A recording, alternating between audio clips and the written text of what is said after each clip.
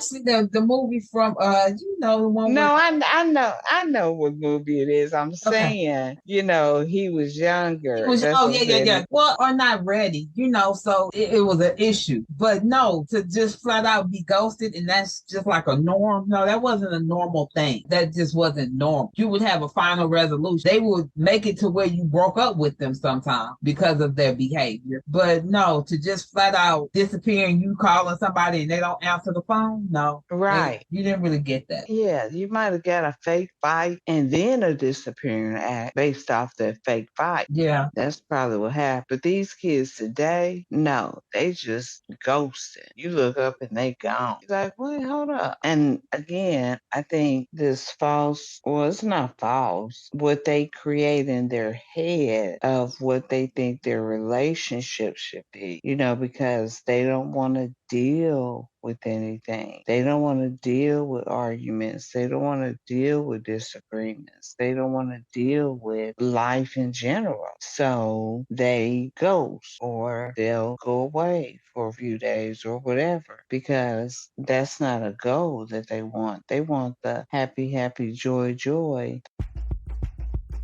You know what I've noticed? People aren't taught how to cope. Well, coping skills has something to do with admitting there's a problem. You know what I want to know? What do you think about the Red Pill Society? The roles have reversed, and I don't know if that's a bad thing. But another note, who's raising our children? I don't know, girl. I think the whole village moved. I am going to ask this for a friend. Why people only want to talk to God when things are bad? Ooh, I got my hand up. Because they trifling. I know that's right. We got to take this to the mic. So we are back again. Today we are going to finish off where we started on relationship goals. We're actually going to dive into it. Dr. Trixie's thoughts on these people who be hashtagging relationship goals. You were saying, Dr. Trixie? I was just saying that I think it gives a lot of people a lot of false hope because, again, going back, all of these topics are kind of like interchangeable and connected in some form fashion. But going back to coping skills, I think that people use the social media and when they see these pictures or these videos of these couples that are just so happy and hashtagging relationship goals and all of that, I don't think they are expecting or understanding that there is another side to their happiness. There's going to be problems. There's not one single relationship out there that's not going to experience some type of hardship, problems, blood, sweat, and tears to get to those goals. And I think that a lot of people, especially the younger generation, they don't understand that. Just like everything else, they just want the happiness part of it. And so when the problems come, that's when the ghosting comes. That's when the disappearing acts start. That's when they run away because they do not know how to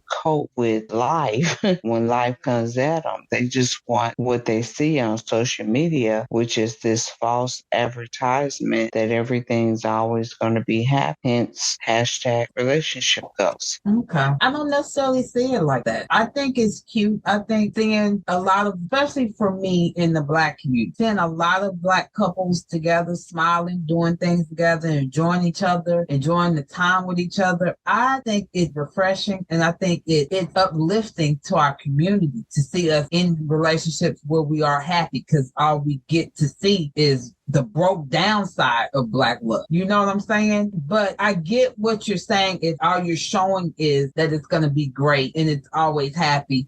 And you would think that people use comments because when I see that kind of stuff, I don't be like, I know they're always happy. I know he just loves her so much and he treats her so well. Even when I talk about how Russell Wilson and Sierra are, even when I look at them, I know that they have hard time. When you think about Denzel and his wife, they had hard times.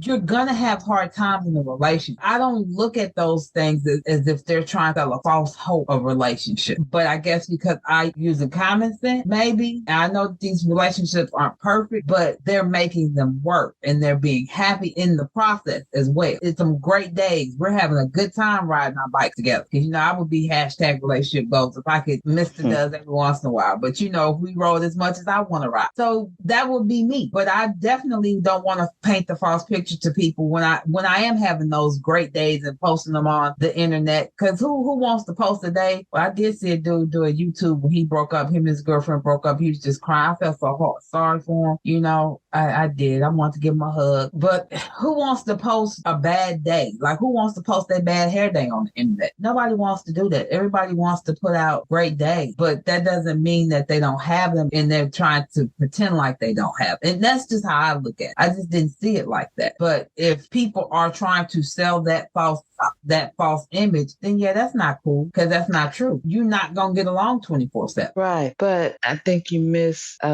a key point of what I said, which is the younger people. Okay. Because remember, we're talking about coping skills and all that, not someone that is a little bit older and grew up in a different era. I mean, you understand that. You understand what a relationship is. And so, yeah, at Black Love is Beautiful. And we know that a relationship takes hard work, and it's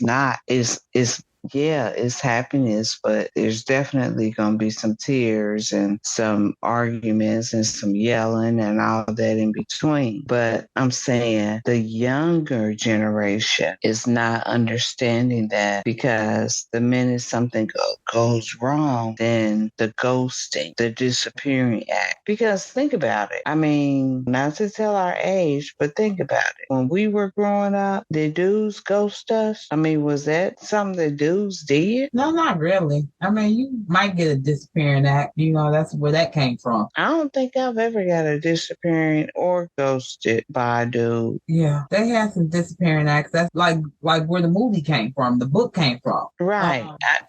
Right. And I understand that. And that probably was from a younger dude or something. That might have been Stella trying to get her group.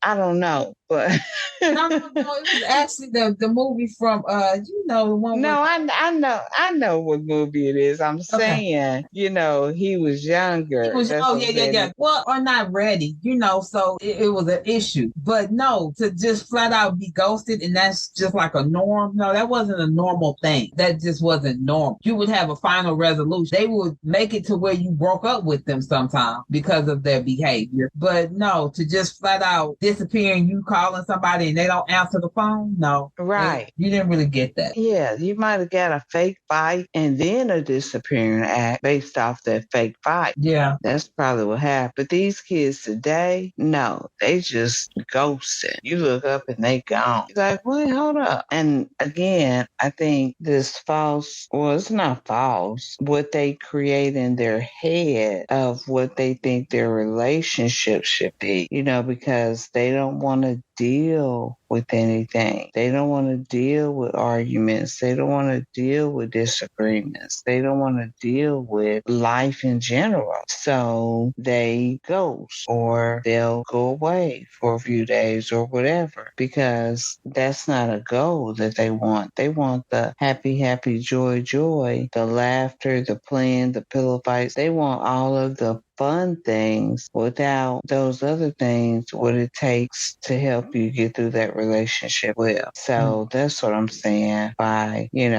the relationship though, because they're constantly looking and seeing one thing, not realizing that there's another piece. And somebody said something to me a long time ago, and I never really thought about it until I started hearing other people talk about it. And they were saying that their parents, that they never saw their parents argue. And so again, the kids wasn't exposed to that type of life, so they didn't know that life life existed, because the parents would go downstairs away from the kids in the basement, in the bedroom, wherever. They didn't argue in front of the children, which, arguing is healthy because it shows disagreement, and then it shows that you can come back after a disagreement, still get along, still want to be together, still love one another. Well, if you're arguing away from your children, where your children aren't seeing you argue, but then your children are only seeing you happy, and every time they see you it's like happy and joy and blah blah blah, then when they go and get their own relationship, they're not going to understand this argument part because they never saw their parents argue, so they're not going to know how to handle that. Again, coping skills, ghosting.